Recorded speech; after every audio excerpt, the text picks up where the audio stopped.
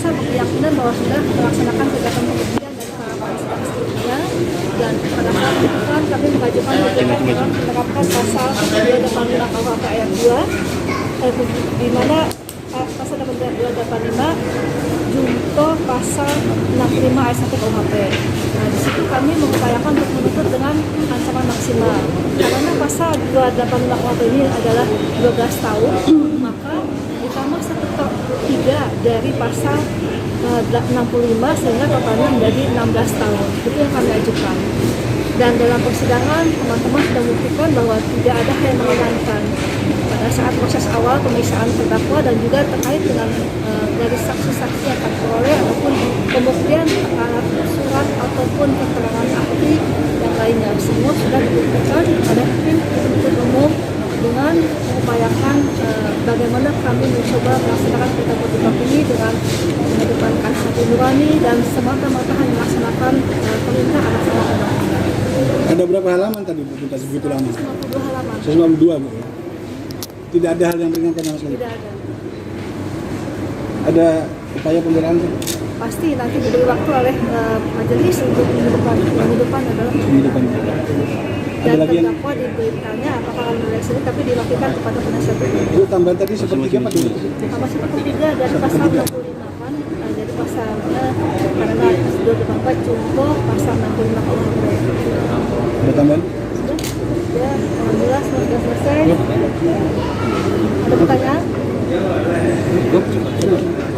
Izin foto Bu, izin foto Bu.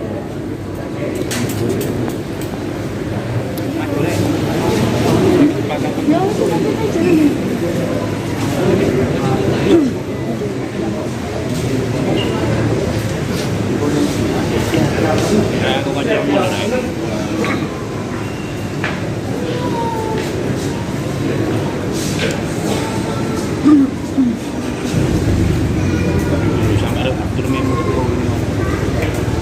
Jadi perhatian. Ngalah ketok. Ya Allah. Ayo sini anak-anak. Ayo sini. Bu, gimana kayak tak bikin pertanyaan? Awas kamera samplop. Mas Beki gimana Mas Beki? Mas Beki gimana Mas Beki? Tuntutan hari ini gimana Mas Beki?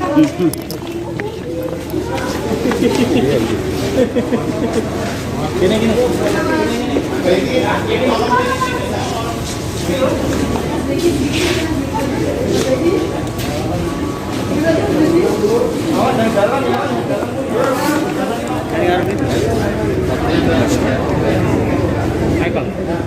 Michael.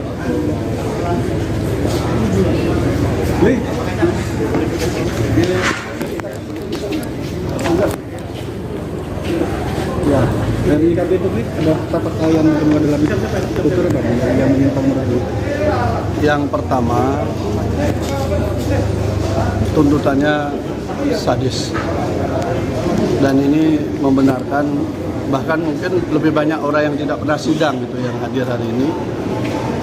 Dan percuma kita membuka fakta-fakta sidang, menggali keterangan saksi, menguji alat bukti di persidangan, kalau kemudian desainnya adalah kembali seperti desain awal, bahwa ini harus dihukum seberat-beratnya, bagaimana ada target-target tertentu di dalam itu berjalan. Jadi melihat pertimbangan yang disampaikan oleh JPU tadi, dia mengakui ada testimonium de auditu, tetapi meminta kepada majelis hakim biar itu tetap dipakai gitu loh. Bayangkan, mengakui ada testimonium de auditu, kemudian dia menyebutkan bahwa ada dua keterangan yang dihadirkan oleh yang bersangkutan, namanya disebutkan juga sebagai pemberat, tetapi keterangannya tidak diakui. Padahal mereka ini yang memberikan keterangan saksi berderet dengan korban, di mana tempatnya dan sebagainya. Dan saya kira ini kalau boleh mungkin tuntutannya lebih pada itu, mungkin lebih pada itu juga. Ini kan sama sekali tidak ada pertimbangan lain.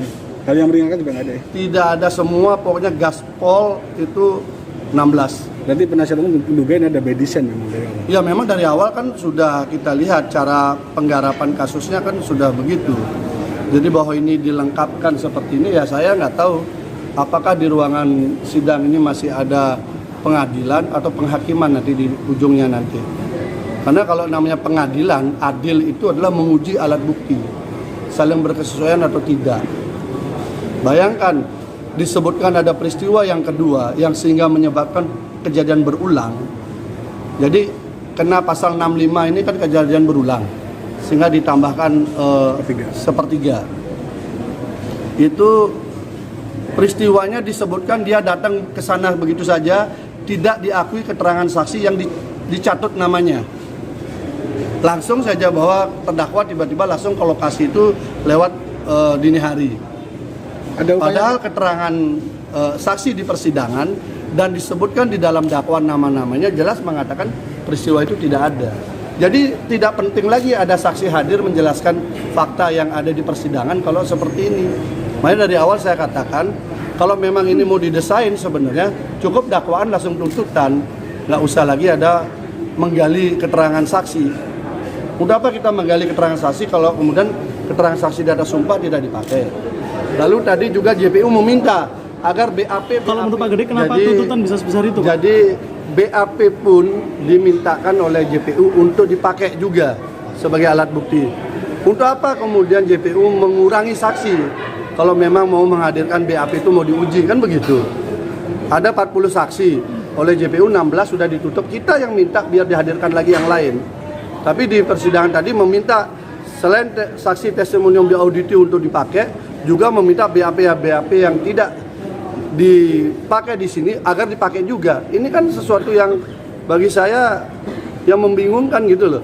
Satu sisi dia tidak mau menghadirkan yang di BAP sebagai saksi, di sisi yang lain minta itu dipakai. Padahal kan harus kita uji di sini kan. Ada upaya pembelaan Pak Gede? Otomatis minggu depan kita pledoi. Pertanyaannya masih adakah ruang-ruang keadilan di situ? Karena ruangan ini pun juga teman-teman tahu sendiri kan.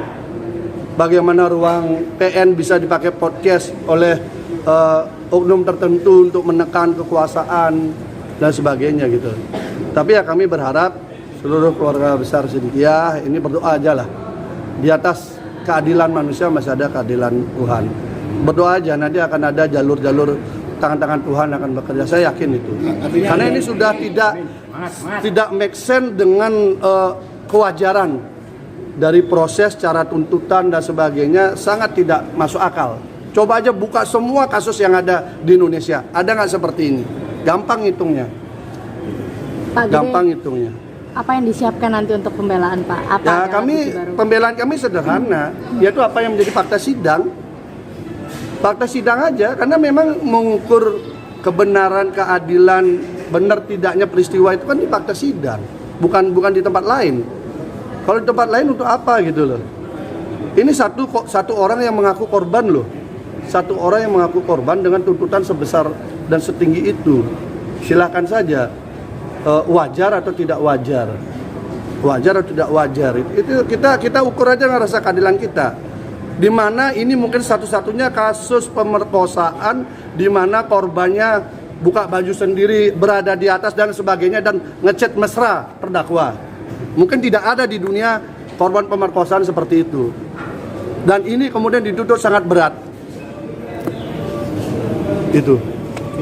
Ada lagi Pak Gede?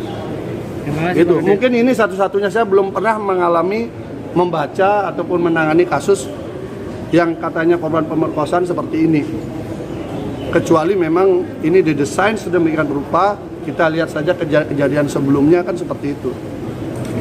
Pada saatnya nanti kebenaran pasti mencari jalan sendiri. Masih ada waktu, kita tinggal lihat saja. Dari awal kan sidang ini mau diintervensi juga, mau ada pemantau, mau ada apa dan sebagainya kan masuk ruang sidang. Kita udah memahami itu kok. Makanya kita berusaha totalitas di dalam sidang. Totalitas kami ada di dalam sidang, dokumen-dokumennya juga ada. Kalau mau per-peran, buka itu hasil rekaman sidang. Sidangnya memang tertutup. Tapi kalau kita mau per-peran, lihat fakta sidang. Keterangan saksinya kayak apa? Pantas nggak dihukum seperti ini? gitu. Itu kan kebanyakan yang nuntut kan nggak pernah hadir, nggak pernah dengar, langsung aja main kayak robot gitu. Pak, kalau total saksi yang sudah dihadirkan pengacara berapa Pak? Lebih banyak kita daripada terdakwa. Hei. Lebih banyak kita yang pasti.